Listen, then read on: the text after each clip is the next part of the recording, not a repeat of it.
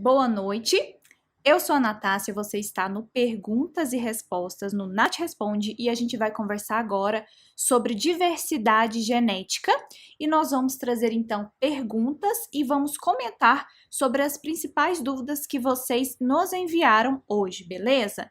Então vamos que vamos mexer o doce porque hoje tem muita coisa para conversar. Para apoiar este canal científico aqui. Então, taca o dedo no like, mais do que isso, compartilha para chegar em outras pessoas, especialmente aquelas que trabalham com análises em genética de populações. Vamos, antes de mais nada, já que a gente está trazendo aqui um quadro com perguntas e respostas sobre diversidade genética, a gente precisa estar na mesma página. Então, eu preciso que vocês compreendam qual é o conceito de diversidade genética, beleza? Para a gente conseguir prosseguir. E a partir do momento que a gente for conversando aqui, vários elementos de definição a gente vai começar a incluir para vocês também compreenderem alguns conceitos mais aprofundados. Por exemplo, hoje a gente conversou de manhã sobre diversidade genética e várias perguntas sobre PIC surgiram. Então a gente vai conversar sobre PIC, vou mostrar para vocês uma ferramenta super legal, facinha da gente calcular o PIC. Não fique desesperado ou desesperada se você não sabe o que é PIC. Até o final desta aula, eu garanto que você vai sair sabendo o que é isso. Mas vamos colocar todo mundo na mesma página. O que é a diversidade genética, então? Gente, a diversidade genética nada mais é do que métricas em que nós verificamos a magnitude da variação genética nas nossas populações. Nada mais é do que o nível de variação genética numa população, beleza? E essa magnitude, esse nível de variação genética pode ser mensurado por vários parâmetros. A heterozigosidade é uma delas, o número efetivo de alelos é outra, a heterozigosidade observada e assim por diante. Então, isso que é diversidade genética e é sobre isso que a gente vai conversar hoje. Então, quando eu falar com você a diversidade genética, eu não estou falando de estruturação genética, eu não estou falando necessariamente de variantes alélicas, eu estou falando já de uma métrica que obviamente tem associação com a variação genética, com a variabilidade genética, com variantes genéticas, como você quiser, mas que aqui a gente está falando sobre essa quantidade de variação que é observada entre as sequências de DNA, tá? Ou entre as regiões que você está estudando com seus microsatélites num indivíduo, beleza? Em uma determinada população ou espécie. Então, por exemplo, vamos imaginar aí que nós temos um indivíduo e esse indivíduo ele é um indivíduo heterozigoto. Quando a gente está falando aqui dessa quantidade de variação observada entre as sequências de DNA homólogo, primeiro que eu estou comparando para esse indivíduo, para caracterizá-lo como um heterozigoto, regiões que são homólogas, que são comparáveis, e quando eu estou falando de homologia, eu estou assumindo aqui que tem uma ancestralidade comum, que eles compartilham ancestralidade comum, beleza? Então, isso quer dizer que eu posso comparar aqui essas duas regiões. Quando aqui essa definição, inclusive, eu deixei para vocês aqui a referência dessa definição no artigo de revisão, beleza? Mas, quando a gente tem, então, a quantidade de variação observada entre sequências de DNA homólogo, eu estou querendo olhar para o indivíduo que tem duas cópias, tá? De DNA para determinada região que eu estou estudando. Uma vem do pai, uma vem da mãe. Aqui vocês estão vendo essa região representada por duas canetas. Isso aqui é caneta, isso aqui é caneta. Só que essa é uma caneta roxa e essa é uma caneta azul. Vamos dizer que a região homóloga aqui é a caneta. A variação vai ser a roxa e a azul, beleza? Então, aqui a gente tem uma quantidade de variação observada entre essas sequências homólogas, tá? No indivíduo, então aqui eu teria um heterozigoto, entre esses indivíduos distintos, seja de uma população ou de uma espécie. Esse é o conceito de diversidade genética que nós estudamos, beleza? Agora vamos para as perguntas que nos foram enviadas, tá? Primeira pergunta referente ao tema foi a seguinte: qual é a preparação dos dados obtidos através de bancos de dados para trabalhar com diversidade genética? Então, gente, é o seguinte, eu conversei com vocês em alguns momentos, vários aqui, dentro do Entenda Genética, que é possível que você trabalhe com genótipos que foram obtidos em outros trabalhos, e aí, às vezes, a gente está sem verba no lab, ou então a gente quer complementar o nosso estudo, então a gente pode utilizar esses trabalhos que foram feitos. É claro que a gente não vai fazer a mesma coisa, né, gente? Eu não vou, por exemplo, utilizar a mesma pergunta investigativa. Nós vamos avaliar outras estratégias de análise, explorar outras perguntas biológicas. Mas a gente pode, então, utilizar esses genótipos que foram gerados em outros trabalhos. A questão aqui que me foi enviada é a seguinte: qual preparação que a gente tem que ter com esses dados que foram obtidos? É um pouco mais fácil porque quando a gente pega esse dado que já está publicado, ele já passou por um processamento, por exemplo, no GeneMapper. O GeneMapper, para quem genotipa automaticamente, é um programa que quando a gente pega os genótipos que foram extraídos ali do sequenciador, a gente tem que fazer um processamento, tá? Aí tem outra história para a gente conversar, mas a gente tem que processar isso nesse programa GeneMapper. Aí sim a gente vai ter aquela matriz de genótipos. Quando a gente pega esse dado que já foi publicado, aí você pode pegar essa matriz de genótipo pronta. Então a gente não vai passar por esse processo da genotipagem. Só que a partir do momento que você pegou essa matriz de genótipo, você pode repetir todas as análises de integridade de dados, ou então, se você não achar que é conveniente repetir essa análise de integridade de dados, por exemplo, desequilíbrio de ligação, a presença de alelos nulos, stuttering, você pode falar, olha, os dados foram retirados de fulano, as análises referentes à integridade dos dados estão descritos também nesse trabalho. Pronto, mas aí você tem que colocar isso, e geralmente eu aconselho fortemente que mesmo assim você refaça, só para você ter certeza que realmente está tudo certinho, tá? Então, é isso, basicamente é isso que você tem que trabalhar, tá? Só refazer essa análise de integridade de dados e aí explorar conforme você achar que é interessante. Nath, onde eu posso achar esses dados, né? Olha, você pode achar tanto no suplemento dos trabalhos, lá você encontra os genótipos. Hoje, às vezes, a gente não encontra esses genótipos, essa matriz de genótipos nos suplementos dos artigos, mas tem um banco de dados, anota aí, chama Dryad. Lá dentro a gente tem vários genótipos disponíveis, não só genótipos, como também de micros, mas também de SNPs, tá? Então lá é bem bacana de você olhar, beleza? Esse é um banco de dados bem interessante, dê uma explorada. Algumas vezes, se o trabalho for um pouquinho mais antigo, é pouco provável que esse genótipo esteja disponível lá no Dryad. Então, corre no suplemento. Se o autor não disponibilizou no suplemento, você manda uma mensagem marota para ele, fala, oi, tudo bem? Então, queria que você disponibilizasse para mim, né, a tabela de genótipos. Não tem problema fazer isso, porque a partir do momento que você publica, cara, o dado passou a ser público, né? A gente só tem que tomar cuidado quanto a essas questões de pesquisa, quanto à abordagem, para não ser a mesma coisa, beleza? Gente, se vocês forem tendo dúvidas sobre o tema, vai colocando no chat, tá bom? Vai mandando que a gente vai responder tudo, porque aqui o nosso objetivo é que vocês brilhem muito no desenvolvimento da pesquisa de vocês em genética de populações, que vocês saiam com domínio nas análises e nas interpretações dos dados em genética de populações. Bom, para as próximas perguntas, eu preciso conversar com vocês sobre alguns conceitos, porque talvez alguns de vocês não saibam os conceitos certinhos de marcadores codominantes e dominantes.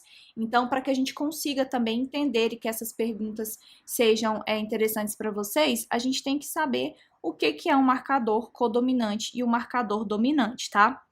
Gente, é o seguinte, o marcador molecular, ele pode ser classificado de duas maneiras. Uma é codominante e a outra é dominante. Quando eu estou falando de um marcador codominante, eu estou dizendo que eu posso ter duas formas alélicas em um indivíduo, tá? Ou seja, o que isso quer dizer? Isso quer dizer que nós temos o nosso lindo, maravilhoso ser heterozigoto. Eu posso ter um heterozigoto, entendeu? Porque é possível que eu tenha duas formas alélicas no gene. Vamos voltar para essas canetinhas lindas que sempre nos ajudam a entender. Quer dizer que no indivíduo eu posso ter um alelo 1 e um alelo 2 identificado. Dois alelos distintos podem co-ocorrer nesse indivíduo, beleza? Então, isso é a definição de codominância. Vamos lá. Por exemplo, aqui nesse primeiro gelzinho aqui é o exemplo do que a gente tem de marcador codominante. E olha só, vamos olhar aqui o primeiro indivíduo, que corresponde a essa coluna aqui, tá bom? Esse primeiro indivíduo, nós temos que o genótipo dele é A1A1. Por que ele é A1A1? Por que você está falando que tem dois alelos aqui que compõem esse indivíduo? Porque esse alelo é o mesmo, é a mesma cópia, é igual. Então, num gel ou enfim, numa genotipagem que seja automatizada de um marcador codominante, se o alelo é igual, ele não vai separar a banda, porque a banda é do mesmo tamanho, o fragmento é do mesmo tamanho. Então, a gente vai olhar no gel e vai olhar, por exemplo, só uma caneta aqui, só um alelo. Mas, na verdade, são dois, porque como eles são do mesmo tamanho, aí a gente não consegue distinguir. Vamos imaginar que isso aqui seja azul, tá? Faz de conta. Aí é como se tivesse um sobreposto ao outro. Então, tem dois alelos, mas um está sobreposto ao outro, e aí eu tenho um homozigoto maroto. É assim que a gente olha, tá bom? Então, aqui eu tenho um homozigoto, beleza? Para o alelo A1A1. Nessa segunda coluna aqui, que é um outro indivíduo, eu tenho um alelo A1 e um alelo A2, ou seja, alelos distintos, tá? Um alelo A1 e um alelo A2 na mesma criatura, no mesmo indivíduo. Esses alelos têm tamanhos distintos, têm constituições distintas, né, genéticas. Então, aqui eu tenho, por exemplo, o meu alelo, vamos chamar esse aqui de A1, e aqui eu tenho o alelo A2. Eles não sobrepõem de tamanho, são alelos diferentes e eu consigo identificá-los no mesmo indivíduo. Então, temos um heterozigoto lindo, maravilhoso, que é o que gostamos muito de encontrar, inclusive, né? Beleza. E aí, vamos aqui para o nosso terceiro indivíduo. O nosso terceiro indivíduo tem um genótipo A2A2. Alelos iguais, mesmo tamanho, mesma constituição. O gel não vai conseguir detectar ou a eletroforese não vai conseguir mostrar para você duas coisas, porque não são duas coisas. É uma única coisa, mas em duas cópias. Então, são cópias iguais do mesmo alelo. Por isso que a gente só vê umzinho lá no nosso gel. Isso é um conceito de um marcador codominante, tá? Nath, qual que é o exemplo de um marcador codominante? Vamos ver se vocês... Quem vai saber? Eu quero ver se alguém sabe aí para colocar no chat para mim. Não me deixa falando sozinha que eu vou puxar a orelha de vocês. Boa noite, Flávia. Boa noite, Luiz. Sejam muito bem-vindos. Vamos ver quem sabe aí um exemplo de marcador codominante. Que eu vou dar uma balinha virtual. Vou dar um chocolate virtual para vocês. Vamos ver, vamos ver. Então, enquanto isso no buraco do tatu, como diria lá na minha cidade, vou esperar alguém me responder aqui um exemplo de marcador codominante em que eu posso identificar os dois alelos. É uma coisa que eu falo muito aqui no canal, dois alelos, marcador, heterozigotos. Vamos lá. Beleza, agora codominante.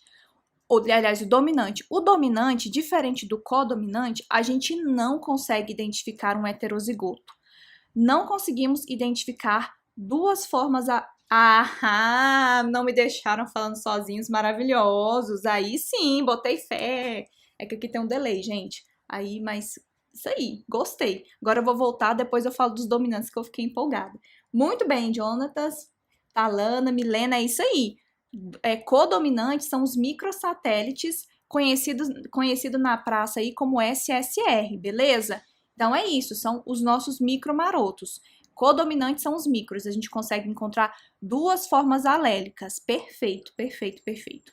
E esses conceitos, gente, são muito, muito interessantes, porque, por exemplo, suponhamos que você esteja estudando aí para algum concurso da perícia e tudo mais, eu já vi questões aí de perícia, não, desculpa, da polícia, né, para perito, a gente tem questões envolvendo codominância com os microsatélites, beleza? Pode dar uma olhada que vocês vão encontrar questões nesse sentido.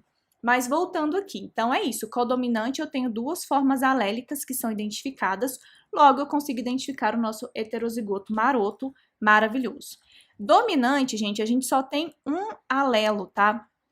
A gente não vai conseguir identificar se é heterozigoto ou não. Porque quando a gente trabalha com dominante, a gente vai trabalhar com presença ou ausência. E eu já vou mostrar um gel para vocês entenderem direitinho. Mas a gente não consegue identificar um heterozigoto. Então, por exemplo, nesse gel aqui, o A1A1, eu consegui identificar a presença do alelo A1. Esse indivíduo aqui nessa segunda coluna, ele é um heterozigoto. Só que quando a gente faz a nossa amplificação lá no gel, o que vai acontecer? Só uma banda vai ser identificada. Então, um problema de marcador dominante é que a gente tem uma subestimativa da diversidade genética. Por quê? Porque a gente não consegue identificar efetivamente um heterozigoto. Esse é um grande problema. Vou trazer para você aqui um gel de poliacrilamida. Alguém aí já mexeu com gel de poliacrilamida, gente? Com os microsatélites? Quero saber quem fez aí exercício de braço, ganhou músculos, mexendo, como diria na minha cidade, balançando ou balangando ali a bacia contendo o corante para revelar gel de poliacrilamida. Então, esse aqui é um gel de poliacrilamida, para quem não viu, um gel de poliacrilamida, tá? Esse aqui é bem old school, mas enfim. Aqui a gente tem o marcador microsatélite. Então, por exemplo, aqui, ó, nesse primeiro indivíduo aqui que eu tô pondo setinha, eu tenho dois alelos. Esse aqui é o alelo 1 e esse aqui é o alelo 2. Então, eu tenho um heterozigoto. Deixa eu ver se eu acho um homozigoto aqui para mostrar para vocês. Aqui, ó. Aqui eu tenho nesse indivíduo aqui, que eu tô colocando a setinha, um homozigoto, porque eu tenho só uma única presença de uma banda. Nath, você tá ficando doida. Esse gel seu aí, ó, por exemplo, eu tô vendo duas bandas aqui, onde você tá falando que tem uma banda, tá? O que acontece, meu povo? Algumas vezes você tem que conhecer o formato da sua banda, assim, é desse jeito, tá? Então, aqui, o formato especificamente para amplificação dos meus alelos era assim. Um alelo ficava desse jeito, porque tinha uma shadow aqui, tinha um stutter, então por isso que dava esse gaguejamento. Mas eu sabia que isso aqui era um único alelo. Ó, teve gente aqui, ó, a Sátia falou que já mexeu com gel de poliacrilamida. Suado, né, gente? Nossa senhora. Ó, o Jonatas, que sonho esse gel de poliacrilamida. Olha, esse aqui tá até bonitinho. Vou dizer que não, tá? Não vou dizer que não. Esse aqui dá pra genotipar, tá maravilhoso. Realmente, esse aqui foi, assim, um achado aqui. Esse aqui é quando eu trabalhava com peixes, com os micros utilizando espécies de peixe. A gente fazia transferibilidade. E aí eu usava poliacrilamida. E, senhor, gente, com quem trabalhava com poliacrilamida era só a bolha, entendeu? Era complicado. E quando ficava gel sorridos eu queria sair correndo. Enfim, confesso que não sinto saudades da poliacrilamida. Esse outro aqui eu coloquei para vocês olharem, que é a imagem que eu tirei aqui do GenMapper, onde eu faço a análise quando eu pego, então, os genótipos, né, do sequenciador automático, e eu coloquei aqui para vocês, para que vocês observassem a presença de dois picos, né, ou dois alelos aqui. Ou seja, a gente tem a presença de um heterozigoto, duas formas alélicas, né? 135 é o tamanho desse alelo e 139 temos um heterozigoto lindo, maravilhoso aqui. Por outro lado, quando trabalhamos com um marcador dominante, e um exemplo de marcador dominante é o RAPD. Alguém trabalhou com RAPD aí, galera? Caca crying. Tenho medo também. Não tô desestimulando, viu, gente? É só porque, assim, a gente sabe que essa parte de bancada é suada, é sofrida. Só quem mexeu com isso sabe o que eu tô falando. É muito, assim, digamos, intenso. A gente tem muitas experiências ali que às vezes a gente quer sair correndo, mas no final das contas o mais legal é analisar. Então, eu espero que vocês passem por essa parte rápido, tá bom? Mas eu tô trazendo ela aqui porque a gente vai linkar isso aqui com as nossas análises em genética de populações, para vocês entenderem direitinho o nosso pique maroto, beleza? Então, meu povo, o RAPD é um exemplo de um marcador dominante. E aí, o que a gente vai fazer então? Verificar se tem presença de amplificação ou ausência de amplificação. E aí, a gente vai então codificar isso numa planilha de 0 ou 1, tá? Então, por exemplo, eu vou pegar esse aqui que tá mais fácil da gente enxergar, esse aqui mais de baixo, tá bom? Nesse caso aqui, ó, nesse indivíduo 1, 2, 3, 4, 5, 6, 7, 8, 9, todos eles a gente tem a presença de uma banda. Então, lá na nossa planilha de genótipos, a gente ia colocar vamos colocar aqui o indivíduo 1, 2, 3, 4, enfim. A gente ia colocar 1 para cada um desses marcadores aqui, porque é a presença da banda.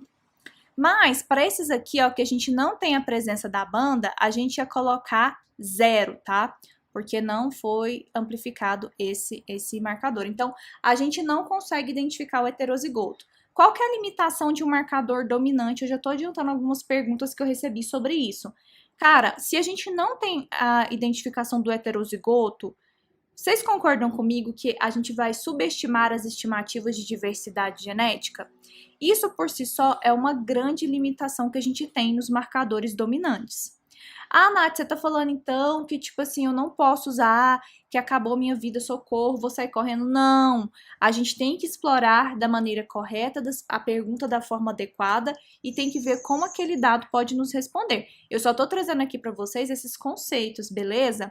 Mas então, é o seguinte, a gente, então, tem essa questão da diversidade, da gente ter uma estimativa não congruente com a realidade, tá? Não necessariamente as estimativas de diversidade que a gente vai colocar, de fato, são aquelas que ocorrem naquelas populações, e a reprodutibilidade dele é um pouquinho complicado. Temos também como outro exemplo o ISSR, também é um marcador dominante. Então, o que é a reprodutibilidade? Ah, sim, eu vou lá, fiz esse aqui, esse gel lindo, maravilhoso, ok. Repito e olho e tiro a foto e não necessariamente as coisas estarão iguais. Sim. Então, assim, é bem complexo, viu? Mas você tem que tomar todo o cuidado do mundo se você for a fazer a análise com esse tipo de marcador. Por causa disso, um outro problema é a questão da homologia. Quando a gente fala em homologia, eu estou falando em regiões do DNA que compartilham uma ancestralidade. Então, eu estou comparando coisas comparáveis. Por exemplo, eu não estou comparando, vamos imaginar aqui, uma região canetinha do DNA com uma borracha, porque elas não têm a mesma ancestralidade. A borracha aqui não tem a mesma ancestralidade da canetinha. Então, elas não são homólogas. Isso é o conceito de homologia lá para as regiões de DNA. Quando a gente faz comparação, eu preciso ter certeza que eu estou pegando o mesmo fragmento para todo mundo. Então, quando eu pego um marcador microsatélite, por exemplo, sei lá, microsatélite 1, e eu vou comparar a genotipagem com todos os meus indivíduos, eu espero honestamente, né, que eu esteja comparando para o mesmo pedacinho de DNA localizado para todo mundo.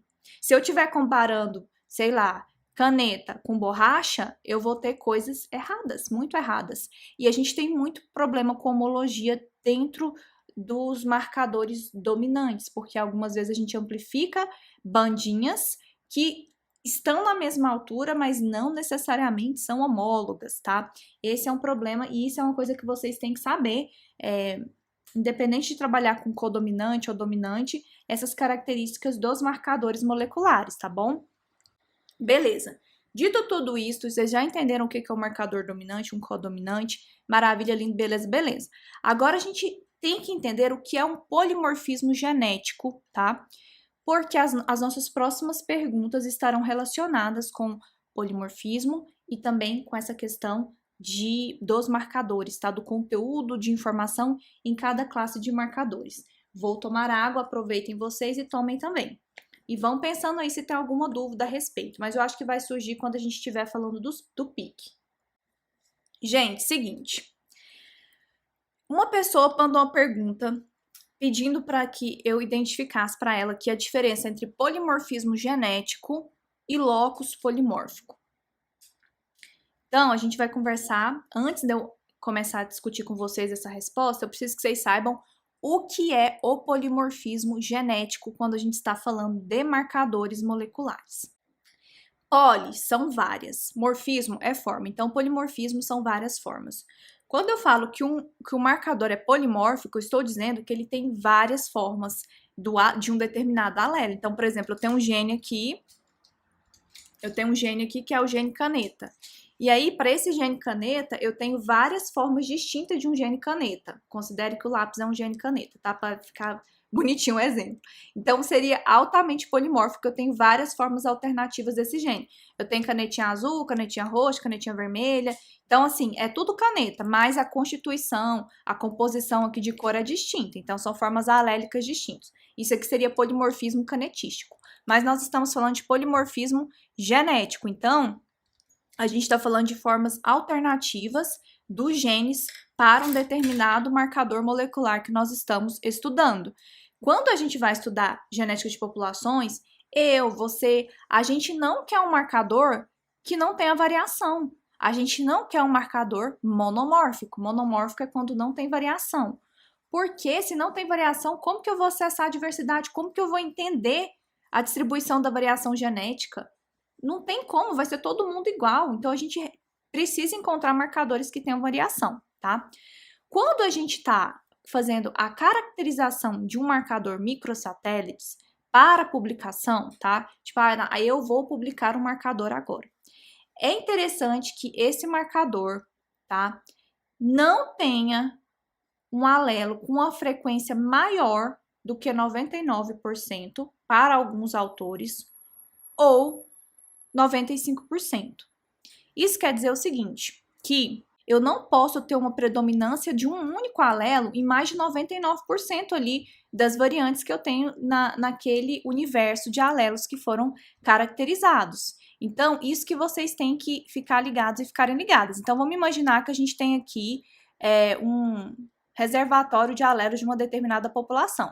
E a gente tem alelos vermelhinhos, alelos vermelhinhos, alelos vermelhinhos, vários alelos vermelhinhos aqui e vários alelos vermelhinhos. E aí a gente também vai ter alelos azuis aqui. Vamos colocar um alelo azul. O que acontece? Então aqui eu tenho duas formas alternativas do gene, beleza? Tenho duas formas, ou seja, eu tenho um polimorfismo. Só que a frequência desse alelo vermelho aqui, ele não pode ser maior do que 99% em relação aos outros alelos, ou 95%, dependendo do autor que você for escolher.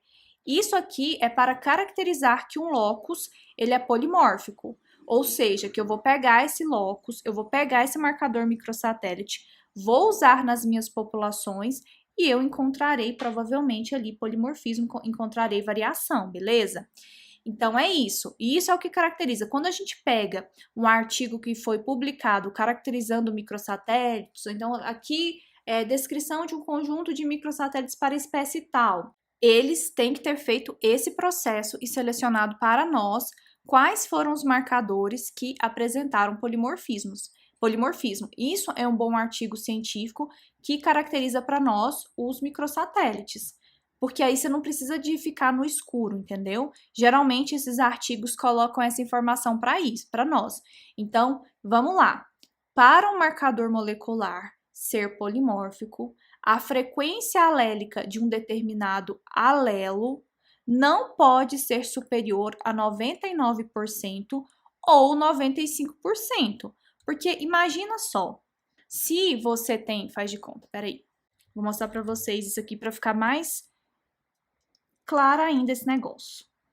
Vamos pensar que o alelo lá de 99% na população é um alelozinho, esse aqui, ó, a canetinha roxa, tá?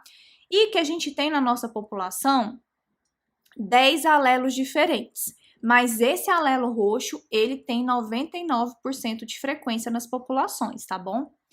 Ok, a gente vai aceitar isso num critério de 99%. Mas, vamos supor que ele tem agora 99,5% de frequência nas populações. Então, vou diminuir aqui de 100. Então, a gente vai ter 0,5.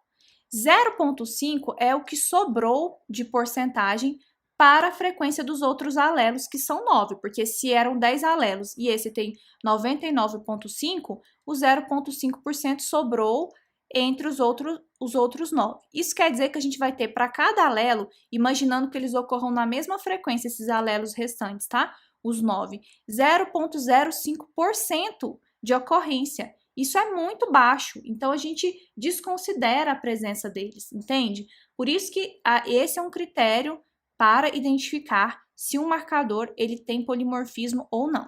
Se tiver, o que a gente vai fazer? Colocar ele no carrinho e levar para a nossa casa, para o nosso coração, e nós vamos genotipar as nossas populações e contar a partir disso uma história do ponto de vista daqueles marcadores que nós selecionamos. Isso aí também é uma coisa que tem que ficar clara, tá? A gente conta a história daquele conjunto de marcadores que a gente selecionou. Não significa, você está pegando uma amostragem do genoma, você não está pegando todo o genoma e a partir disso a gente tenta reconstruir uma história, tá bom?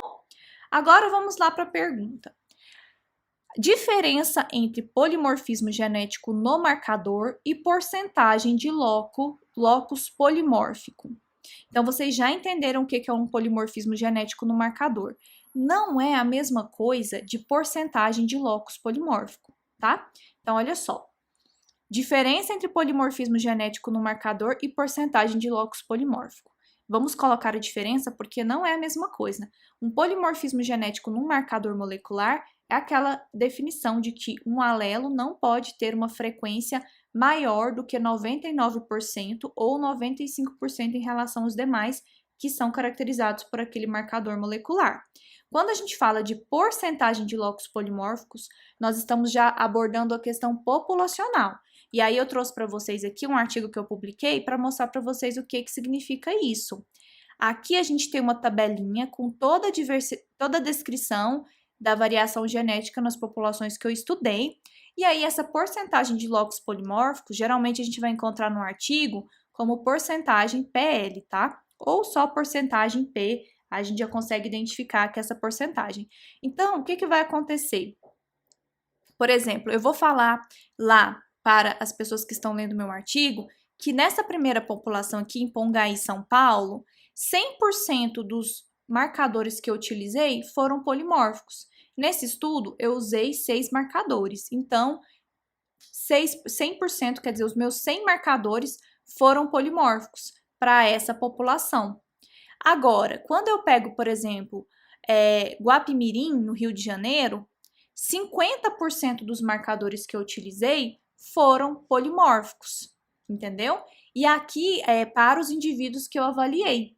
Então, eu vou considerar os indivíduos que tem nessa população aqui e a gente vai considerar para esses indivíduos quais apresentaram polimorfismo, quais apresentaram, então, variação para os locos que a gente escolheu estudar. Ficou claro para vocês isso? Bota no chat aí para mim, vocês, um joinha, um oi, em qualquer coisa, um foguinho para eu entender que vocês entenderam, porque isso aqui é muito importante. Hoje de manhã a galera confundiu esse conceito, tá? E aí foi bem legal trazer essa pergunta aqui para vocês entenderem. Porque quando eu usei esses marcadores microsatélites aqui nesse trabalho, eu já sabia que eles tinham passado pelo critério, eles já eram um loco que tinha sido caracterizado quanto ao polimorfismo genético, tá? Então, já tinha sido publicado, validado, só que aqui nesse trabalho eu estava colocando a porcentagem de polimorfismo por população, considerando os locos e essa genotipagem individual. Aí a gente faz a média e a gente tem aqui, então, essa porcentagem. E você que trabalha com os marcadores, é muito importante que você coloque isso no seu trabalho. Muito obrigada, meninas, Sátia, muito obrigada, Milena. Então, ótimo, que bom que deu tudo certo, que vocês entenderam. Bora pra frente. Leide também, todo mundo, ótimo, galera. Isso é importante e não deixem de colocar a porcentagem do loco por população, tá bom? Beleza. A próxima pergunta, meu povo, era sobre o famigerado PIC. Não sei se vocês já ouviram falar sobre o PIC, mas o que acontece? Se você está fazendo uma pesquisa com genética de populações, não se preocupe, você não tem que sair doido calculando o PIC por aí, tá bom? Por quê? Se você pegou marcadores que já foram desenvolvidos, quem desenvolveu esses marcadores moleculares para nós, né, já calculou o PIC, porque ele não vai conseguir publicar sem colocar esse bendito desse PIC aí. Eu vou explicar o que é esse danado. Mas isso daqui, então, é para quem está desenvolvendo microsatélites e quer publicar, beleza? Os microsatélites tem que ter um artigo de descrição dos micros, mas se a gente está trabalhando com genética de populações, já pegou um marcador que foi descrito na literatura, não tem por que calcular esse pique não, tá? Não precisa. Eu recebi mensagem pessoal preocupado, mas tem que calcular? Não tem que calcular? Não, não tem, mas você tem que saber o que significa e a gente vai conversar sobre isso, porque isso aqui também reflete nos parâmetros que a gente avalia, está relacionado com a variabilidade genética, com a diversidade genética, tá? O pique, gente, ele é um valor que vai dizer para você a qualidade do marcador que você está utilizando nessas análises genéticas. Agora, por que que se... Nossa senhora, isso aqui eu não podia esquecer de falar, não. Por que que é importante você saber o pique? Porque quando você for escolher o seu marcador molecular, o seu microsatélite, inclusive o seu marcador também dominante, se você escolher marcar, supondo assim que você não tenha recurso financeiro ou que você está em dúvida sobre qual marcador utilizar, é interessante que você utilize valores de pique que sejam maiores. Então, se você sabe o que significa o pique e você escolhe marcadores que tenham um valor de pique maior, há uma maior chance de você encontrar maior variação genética com esse marcador. E o que a gente quer encontrar é variação genética, a gente quer estudar essas variantes. Então, o pique é um critério para você também escolher. Ele vai medir, então, essa qualidade do marcador molecular para as análises genéticas que a gente vai desenvolver. Basicamente, ele é a capacidade que o marcador molecular tem de detectar polimorfismo, tá? Essa é a definição do pique e a tradução dele, então, é como se fosse conteúdo de informação polimórfica. O quanto aquele locus lá tem um conteúdo, né, uma informação polimórfica para você utilizar. Como que a gente vai identificar, então, se um pique é alto ou um pique é baixo? Eu trouxe para vocês aqui um trecho de um artigo não, de uma resposta que eu dei para um revisor, tá bom? Um revisor. E aí, eu dei essa resposta aqui para ele, eu vou contextualizar para vocês, que eu acho bem legal, porque de repente vocês podem passar por isso também no processo de revisão de revista. E basicamente era o seguinte, ele questionou que o tanto de marcadores que eu estava utilizando era muito pouco. Além disso, eu trabalhei com 3 espécies distintas, então eu precisei fazer uma transferibilidade.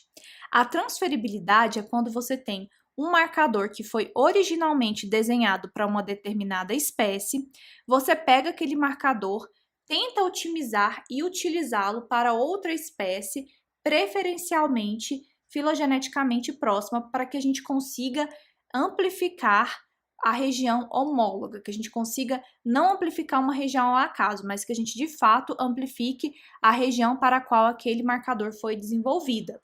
Então, o revisor começou a questionar, olha, não acho que seja legal o seu estudo, você tá com pouco marcador, você transferiu, lá. Aí o que a Natácia fez? Foi argumentar com base no pique, porque eu sabia que quanto mais alto fosse o pique, melhor seria, então, a capacidade do meu marcador identificar variação genética nas populações. Então, eu respondi para ele, olha, o pique é um bom índice para avaliação da diversidade genética. Seguindo Botstein, que foi quem descreveu o pique, tá?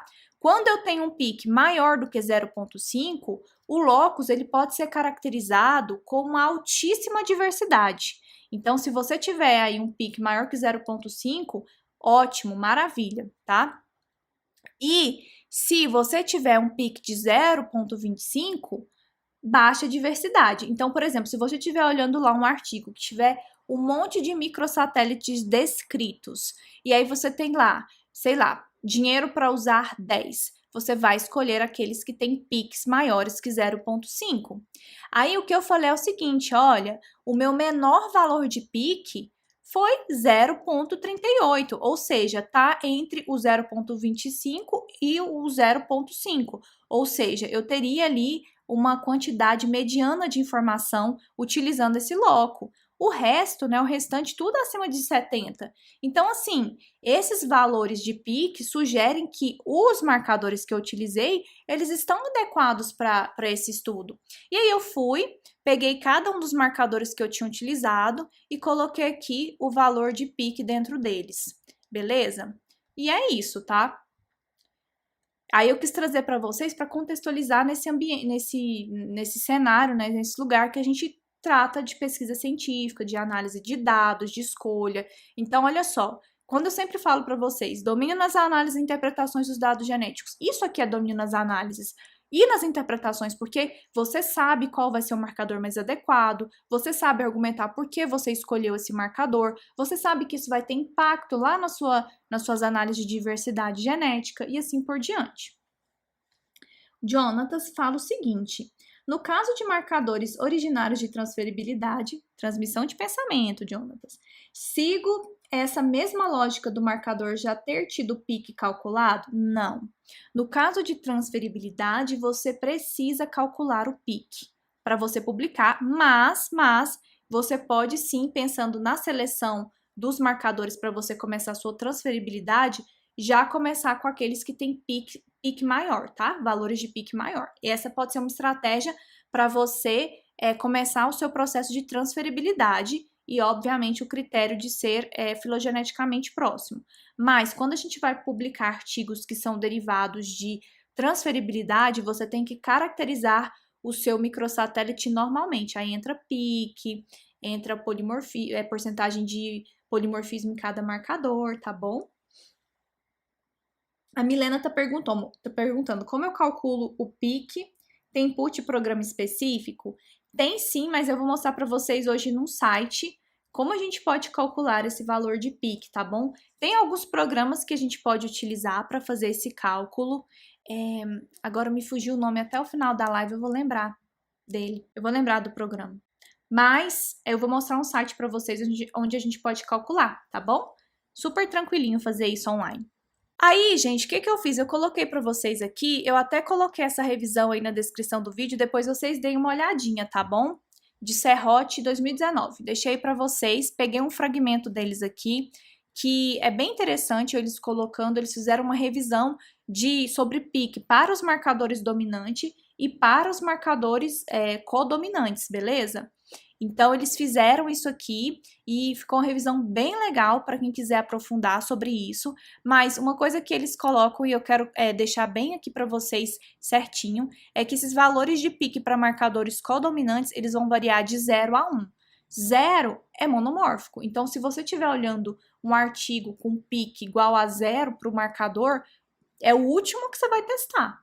É o último. Ah, mas pode ser que você tenha variação utilizando ele? Sim, pode ser que você tenha variação utilizando ele, porque não é porque foi caracterizado num artigo que não vai ter variação. Pode ser que um novo indivíduo que não tenha sido, que é uma caracterização. Novos indivíduos podem trazer novas informações e de repente a gente vai encontrar. Mas é um indicativo de que eu não vou colocar a minha bala na agulha lá para um pique de 0. E 1 é muito, mas muito informativo, tá? Altamente informativo. É isso. Então, aqui ele vai colocando aquilo que eu mostrei para vocês lá na argumentação que eu coloquei do artigo de revisão, tá? Colocando quais são os valores, quando é baixo, quando é alto e assim por diante. Agora a gente vai conversar sobre o pique para marcadores dominantes e aí a galera que perguntou sobre isso vai se sentindo respondida. Não vou colocar aqui, geralmente eu trago o trechinho da pergunta, né? Mas teve pergunta sobre os dominantes, eu já tô respondendo aqui nesse balaio, tá bom? Gente, quando a gente está trabalhando com pique para marcador dominante, não é a mesma coisa do pique para marcador codominante. Até porque vocês perceberam que há uma diferença de natureza entre marcador dominante e codominante. O dominante a gente não identifica o heterozigoto e o codominante a gente identifica duas formas alélicas no indivíduo, caso tenha, mas há essa possibilidade, então eu posso identificar um heterozigoto ali. O pique do marcador dominante, então, é calculado em cima de frequência de ausência e presença de bandas, tá? E o cálculo dele é diferente da forma como é feito o pique para o dominante, que é feita quase como se fosse o total menos os homozigotos. Basicamente, a fórmula de 1980. Mas o que você tem que saber é que um pique para um marcador dominante nunca vai passar de 0,5, tá bom? Nunca vai passar. Então, ele vai variar de 0 a 0,5. Eu só tenho duas possibilidades de alelos, inclusive, lá, né? Ausência ou... Alelos não, né? De codificação de genótipo. Ausência ou presença. Então, essa já é uma diferença, tá? Pique para marcadores dominantes maior é 0,5. Então, vai de 0 a 0,5 e também é um critério para vocês fazerem essa seleção de vocês. Se a gente tem um pique para marcador dominantes que vai de 0 a 1. Desculpa, de 0 a 0,1, a gente tem baixíssima informação para aquele marcador, baixíssima. Se eu tenho um pique de 0,10 a 0,25, eu tenho um intermediário, tá? Eu tenho uma informação intermediária daquele loco. Se eu tenho de 0,25 de 0,30 a 0,40, eu tenho alto. E 0,40 a 0,5, que é o máximo, vai ser altíssimo, tá bom? Agora eu vou mostrar para vocês como a gente pode fazer o cálculo disso daqui num site super tranquilinho, tá bom? Vou colocar aqui no chat para vocês o site, para vocês também conseguirem, caso vocês queiram brincar na simulação, aí vocês podem fazer junto comigo, que eu acho que assim a gente aprende mais. Beleza? Sim, o Jonathan está falando aqui, ó, o R, né, o RStudio tem pacote para calcular o pique e são comandos pequenininhos, tem mesmo, tá? Tem vários pacotes dentro do R que a gente consegue calcular esses parâmetros de diversidade genética e tem também lá script para o pique, beleza? Vamos lá então, aqui nesse sitezinho que eu mandei para vocês, deixa eu entrar dentro dele, a gente vai fazer por lá, porque nem todo mundo tem familiaridade com R, mas se você tiver familiaridade com R, é muito bom, porque você pode fazer muitas coisas por lá. Então, eu tô com a página aberta aqui, beleza? E aí, aqui, esse site, ele vai dar pra gente, então, esse conteúdo de pique. Aí, ele vai explicar aqui, né, ele vai falar aquilo que eu disse pra vocês, que pro dominante é de um jeito, pro codominante é de outro, enfim. Quando a gente rola aqui embaixo, tem o tipo do marcador. A gente vem nessa opção selecionar, e aí você vai falar, olha, eu quero um marcador dominante, ou eu quero um marcador codominante, um dos dois, tá bom? Eu vou marcar aqui que eu quero um marcador codominante, que seria o caso dos microsatélites. Você vai ter que colocar aqui o número de alelos que você tem nesse marcador. Vamos imaginar que a gente tem um marcador que tem 4 alelos, beleza? 4 alelos distintos, tá? 4 alelos distintos. Então, coloquei aqui. Aí, você vai ter que colocar qual é a frequência desse alelo para esse marcador. Então, eu vou colocar que o primeiro alelo é 0,25. Eu vou colocar aqui que o segundo é 0,25. Vou colocar que o terceiro é 0,30 e que o quarto é 0,20. Vocês podem brincar aí se vocês quiserem, só lembrem que o somatório dessas frequências aqui tem que ser igual a 100, senão vai dar errado, tá bom? E agora a gente vai clicar aqui em Calculate. E ó, ele vai dar pra gente aqui o valor da heterozigosidade esperada, que é 0,74, e o valor de pique, que é 0,69. Bem rapidinho, né? Se a gente tiver com pressa, em 2 segundos a gente consegue fazer isso daqui. Agora, eu vou fazer um para o marcador dominante, que foi o que a galera também pediu. Então, aqui no mesmo site, eu venho em Dominant Marker. Então, por exemplo, aqui eu vou colocar o número ou frequência de marcadores que foram amplificados. Suponhamos que a gente tem, sei lá, 60 amplificados. E aquilo que não foi amplificado, lembra que é presença ou ausência? Então, a gente tem presença representada por 1 e ausência por 0. Vou colocar aqui 40%. Aí eu vou em calcular. Aí ele gera pra gente aqui o valor de pique. Aqui no caso foi 0,48. Ele não gera heterozigosidade, tá? aqui para os dominantes, porque a gente trabalha com distância de Ney, com outras coisas com os marcadores dominantes, porque eles não seguem a lei de Hardy-Weinberg. Quando a gente calcula heterozigosidade esperada, a gente segue os pressupostos de Hardy-Weinberg, do equilíbrio, então não tem como a gente calcular a partir do equilíbrio esse cálculo de heterozigosidade dos marcadores dominantes. Então, ele não calcula por aqui, aí tem outros programas, outras formas de vocês fazerem.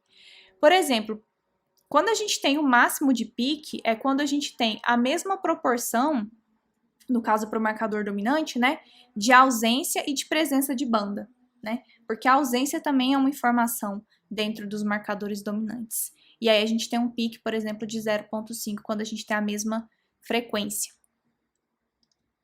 Super tranquilo esse site, né, gente? Eu adoro esse tipo de ferramenta. Aqui tem outras ferramentas bem legais que que vocês podem trabalhar aqui. Quem não tem familiaridade com R ou com outros programas, vocês podem utilizar aqui outras ferramentas, se vocês quiserem brincar e calcular nesse site. Gosto muito! Sobre as limitações inerentes aos marcadores dominantes, especial ao ISSR. O ISSR é um marcador dominante e eu já vou respondendo aqui a pergunta à medida que eu vou lendo. Cara, a limitação basicamente é que você não tem a identificação de um heterozigoto. Então, você tem que colocar essa limitação no seu trabalho. Tem a questão da reprodutibilidade. Algumas análises a gente não consegue fazer com ele, tá bom? Então, essa é uma limitação, beleza? São análises mais... por exemplo, a gente não consegue fazer cálculo de migrantes, a gente não consegue fazer... estabelecer cenários hipotéticos e fazer o cálculo desses cenários, mas aí você vai fazer então as análises que você consegue fazer com esses marcadores, beleza? Mas tem que saber disso, a limitação principalmente quanto à diversidade genética. Quando fazemos a caracterização, a estrutura de diversidade genética de diferentes populações de uma espécie, quais as nossas limitações em relação à análise?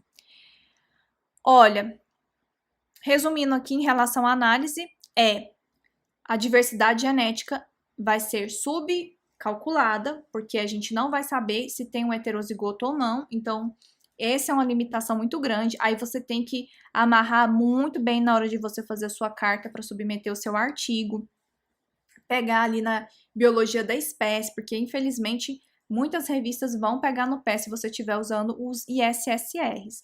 Ah, não vai ser publicável? Não, vou mostrar para vocês que tem publicação com eles, não é isso. Só tô falando para vocês se prepararem, trazerem boas argumentações do porquê vocês usaram esses marcadores. Eles são marcadores baratos, eles têm uma ampla cobertura no genoma, então isso é legal também, aí você argumenta isso.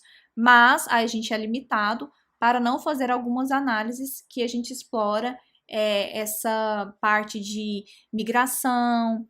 A gente também tem que tomar cuidado com essa parte de caracterização de diversidade genética. Então, a gente não vai colocar número efetivo de alelos, né? Número de alelos por loco, essas características que a gente faz de diversidade genética dentro dos nossos trabalhos. O HE, a heterozigosidade esperada, e o PIC são suficientes para discutir diversidade genética da população? O PIC, ele não vai entrar na sua discussão. O PIC, ele simplesmente é uma caracterização do marcador que você está utilizando. Então, o marcador, quem publicou foi lá e descreveu o PIC. Se você for transferir ou for publicar um artigo assim, você pode usar o PIC. Se você for responder uma carta de revisão, como eu mostrei aqui para vocês, vocês podem utilizar o PIC super tranquilo. Mas num trabalho de genética de populações, raramente você vai encontrar o PIC. Ah, não encontra de jeito nenhum? Não, tem gente que põe. Mas o que eu sempre indico para vocês é: façam análises que respondam às perguntas biológicas de vocês. Isso também é o domínio nas análises e interpretações de genética de populações. O seu DNA é você saber se essa análise ela agrega ou não para sua discussão para responder a sua pergunta biológica. O HE esperado, a questão aqui é a limitação, entendeu? Eu não posso falar para você é suficiente ou não é suficiente. Ele vai responder sua pergunta biológica? É isso, entendeu? Porque a gente já sabe que ele tem essa limitação quanto à heterozigosidade. Ele vai ser um valor subestimado. Tem algumas métricas para se calcular, como a de Ney, para a gente calcular essa heterozigosidade estimada, mas assim, ela é uma diversidade, tá? E não vai ser a heterozigosidade como a gente calcula dentro de um marcador codominante, por exemplo. Então, é a limitação e você tem que colocar lá. Não é que é suficiente ou não, é o que o marcador pode oferecer para você. E aí você vai explorar a pergunta que ele pode responder. Em relação à estrutura, a inferência pelo structure é suficiente? O Structure é o programa que a gente vai utilizar dentro da semana do DNA Pop. E aí eu vou entrar numa seara um pouco complexa, mas vamos lá. É para isso que estamos aqui. Seguinte, gente, quando a gente olha o help do Structure, tá? O help, o manual do Structure, ele fala que o programa ele foi desenvolvido, tá? Para fazer análises utilizando microsatélites. Então, isso aqui que eu coloquei, esse textão, não é para vocês lerem tudo isso aqui, não. É só porque eu tirei o print lá do manual, tá? O que está marcado aqui em rosinha. Então, ele é comumente usado para microsatélites, SNPs e RFLP. Isso quer dizer que ele foi desenvolvido para marcador codominante. Ele não foi desenvolvido para marcador dominante, tá? Então, eu não posso usar para ISSR? Não significa isso, gente. Aí vem o negócio. O programa foi desenvolvido para codominantes. Se você usar para dominante, você vai ter que argumentar, você vai ter que responder, você vai ter que falar o porquê que você usou. Porque originalmente ele não foi. Ah, ninguém usa? Não usa. Eu trouxe para vocês aqui trabalhos. Por exemplo, esse aqui foi um trabalho que foi feito com tomate. Eles utilizaram os marcadores de SSR e eles calcularam aqui, fizeram com 7, inclusive, ISSRs, essa caracterização aqui dos grupos genéticos. Esse é um resultado do Structure. Então, aqui a gente tem cada uma dessas corzinhas aqui, são grupos genéticos distintos que caracterizam os indivíduos dentro das populações que foram estudadas. Então, é possível fazer? É. A gente faz gambiarra para fazer? Faz, porque até o modelinho do Structure, ele é para 2 alelos. Então, você tem que fazer uma gambiarra com 0 e 1, transformar isso daí e ele vai conseguir analisar e vai conseguir ler e fazer a análise. Só que é provável que você quebre alguns dos pressupostos do programa. Por exemplo, o programa ele faz cálculo de admixture, de mistura. A mistura ela é muito identificada em virtude da heterozigosidade. Então, a gente já vê que a gente quebra algumas regras. Esse aqui é outro trabalho também com espécie de planta, que foi feito a análise no Structure e gerado esse gráfico. Então, assim, essa resposta eu não vou dar ela fechadinha, eu vou deixar vocês com os elementos de vocês aqui para tomarem essa decisão com base no que eu falei, se você quer utilizar ou se você não quer utilizar. Caso você opte para utilizar, foi publicado por outros artigos, uma sugestão que eu dou é que você argumente, olha, caso o revisor encrenque, né? De fato, o programa ele não foi desenvolvido para trabalhar com marcadores dominantes, mas nós tivemos excelentes insights e contribuições quando esse tipo de marcador, embora não totalmente adequado, né, foi utilizado com esse tipo de análise, como por exemplo, em tal e tal trabalho, eles conseguiram verificar isso e isso. Então, pode ser uma boa ferramenta para que a gente explore esse tipo de marcador, sabendo, obviamente, da limitação desse tipo de abordagem com marcador que não foi específico desenhado dentro do Structure, né? Tanto que ele fala aqui, ó, ele pode ser aplicado para a maioria dos marcadores genéticos comumente utilizados. E ele coloca quais são esses marcadores. Porém, ele também trabalha com a FLP, beleza? Ele também trabalha com a FLP. Então, você também pode argumentar isso. Tipo, ele trabalha com a FLP, então a gente tem sites que são legais e aí eu vou utilizar esse tipo de abordagem. Ficou alguma dúvida sobre isso?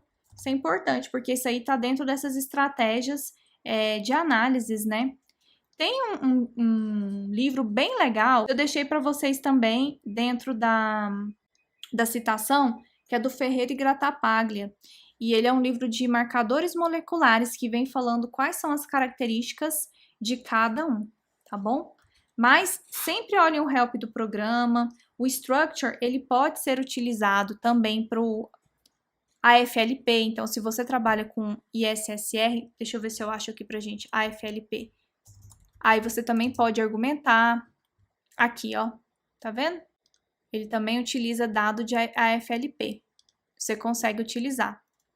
Só que ele vai explicar, ó, para alguns tipos aqui na parte de marcadores dominantes. Para alguns tipos de marcadores genéticos, como a FLP, não é possível distinguir todos os genótipos, e aí ele explica quais são, digamos assim, as limitações que a gente tem utilizando esse tipo de marcador e como a gente pode codificar dentro do programa os parâmetros certinhos para conseguir trabalhar com isso.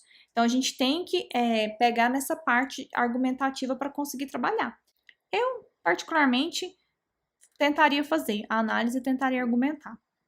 Gente, mais um dia, hein? Mais um dia de perguntas e respostas aqui, que eu estou muito feliz de ver essa galera toda aí empolgada e trabalhando com seus dados. Se vocês tiverem alguma dúvida em relação aos dados e não necessariamente a parte teórica, manda lá na caixinha. Ou então, se a pergunta for muito maior do que a caixinha cabe, manda lá dentro do inbox do Instagram que a gente traz aqui e responde. Vamos aproveitar esse momento para vocês alavancarem as pesquisas de vocês em genética de populações, para tirarem todas as dúvidas. É um aquecimento para vocês já chegarem assim afiadas e afiados na semana do DNA Pop, porque a gente vai colocar a mão na massa. Então, por isso que eu acho bem legal vocês participarem desse aquecimento aqui, porque muitos conceitos ficam claros, ficam esclarecidos para que vocês consigam ter sucesso dentro das práticas que nós vamos fazer. Se você ficou com alguma dúvida, me deixe saber, coloque aqui nos comentários, taca o dedo nesse like, compartilhe com outros corações que também podem se beneficiar com esse tipo de conteúdo. Eu espero você na próxima. Até breve!